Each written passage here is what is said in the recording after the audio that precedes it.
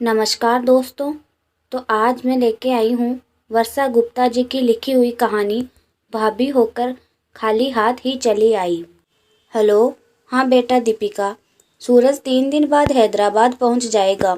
जो कुछ भी मंगवाना हो बता दो, मैं सूरज के साथ सब भिजवा दूँगी। अरे मामी जी, आप क्यों परेशान होती हैं? वो घूमने आ रहे हैं, वैसे भी बहुत सारा सामान होगा और फिर बच्चे भी तो छोटे छोटे हैं, रहने दीजिए।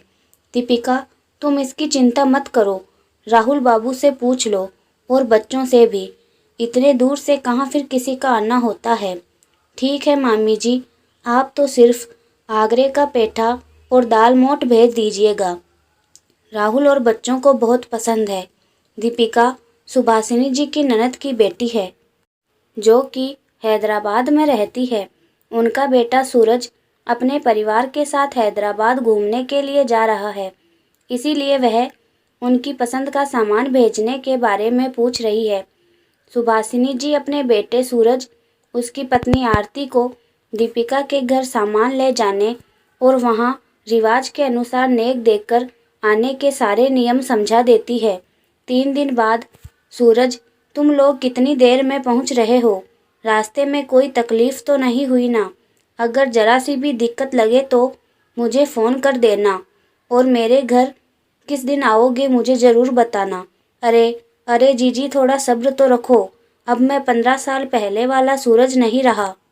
अभी ट्रेन 1 घंटा देर से है और मैं कोई पहली बार इस शहर में नहीं आ रहा। आप चिंता मत करो, जैसा भी कार्यक्रम बनता है मैं आपको खबर कर दूंगा, सूरज ने कहा। अरे चिंता की तो बात है, मुझे बिल्कुल भी अच्छा नहीं लग रहा है कि इतने सालों में तुम पहली बार भाभी को हैदराबाद घुमाने लाए और मेरे घर ना रुककर होटल में कमरा लेकर रुक रहे हो। आप तो समझती हो ना दीदी, अकेला मेरा परिवार होता तो मैं पक्का आपके यहाँ रुकता, पर साथ में दोस्तों के परिवार भी हैं। एक बार पहुँचकर मैं आपको खबर करता हूँ। सूरज शादी से पहले दीपिका के घर जा चुका था। शहर ज़्यादातर उसका घुमा हुआ था।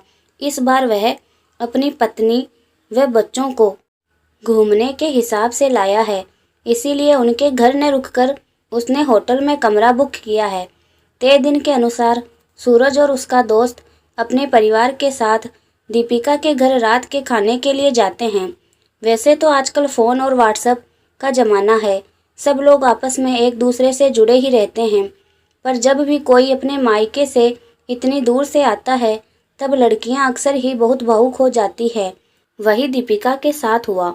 सूरज को देखकर छोटी बच्ची की तरह वह रोने लगी।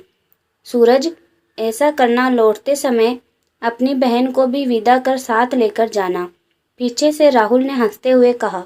थोड़ी देर में दीपिका ने पूरी खाने की मेज को बच्चों, सूरज, आरती की पसंद के व्यंजनों से भर दिया। इतना सारा आपको सबकी पसंद का कैसे पता चला दी? आरती ने असमंजस से कहा। मेरे जासूस हर शहर में फैले हुए हैं भाभी, दीपिका ने फुलके देते हुए कहा। रोज रोज होटल और बाहर का खाना खा रहे सभी घर का खाना पाकर उस पर टूट ही पड़े। यह इतना सारा सामान मामी जी ने क्या क्या भिजवा दिया है।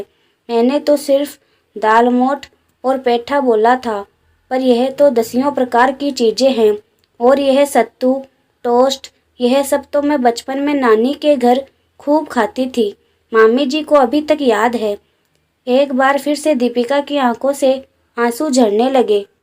अरे, खास अपनी भांजी के लिए खुद बाजार घूम घूम कर माँ ने सारा सामान इकट्ठा किया है, पीछे से आरती ने कहा। सब लोगों के जाने का समय हो चुका था, पर दीपिका का मन अभी भी नहीं भरा था। उसने बच्चों को खूब सारे तोहफे, वहीं आरती और सूरज को लिफाफे। नहीं दीदी, मैं आपसे कोई नेग नहीं लूँगी, आरती ने साफ मना कर दिया। दीपिका को उस समय बहुत बुरा लग गया था। यह भी कोई बात हुई? आप इतना सब साथ लेकर आए हैं, उसका कुछ नहीं, पर अगर मैं अपनी पसंद से कुछ देना चाहूँ तो आप ले भी। सूरज, यह क्या बात हुई भला? सब लोग क्या सोचेंगे? भाभी होकर आप खाली हाथ चली आई।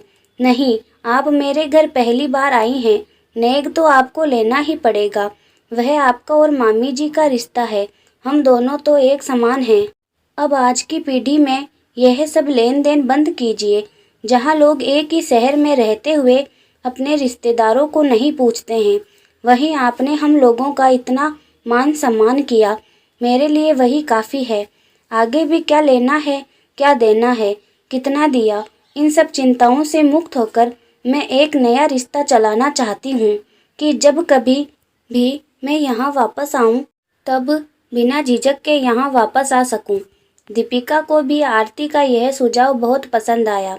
आप बिल्कुल सही कह रही हो भाभी, हम नई पीढ़ी को ही यही पहल करनी होगी, जिससे कि रिश्ते आने वाली पीढ़ी के लिए बोझ न बनकर आत्मीयता और प्यार की डोर से बंधे रहे।